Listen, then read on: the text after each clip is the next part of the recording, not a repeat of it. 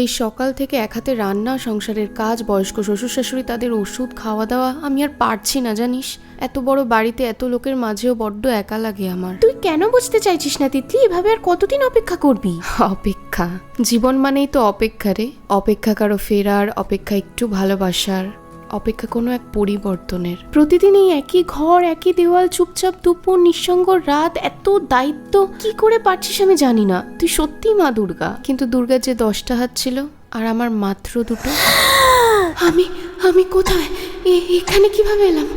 কোথায় সবাই? ঠিক এইভাবেই আমরা মেয়েরা ধীরে ধীরে এমন একটা জায়গায় পৌঁছে যাই যেখানে নিজেরাই নিজেদের আর খুঁজে পাই না। দিন গড়িয়ে যায়, দেওয়ালের ফাটল বাড়ে, আর না বলা কথাগুলো চুপচাপ হারিয়ে যায়। কলের পুতুলের মতো আমরা চালনা হই বাবার হাত থেকে স্বামীর হাতে, আবার স্বামীর হাত থেকে সন্তানের হাতে। আমরা শুধু অপেক্ষা করি কোনো এক অজানা পরিবর্তনের।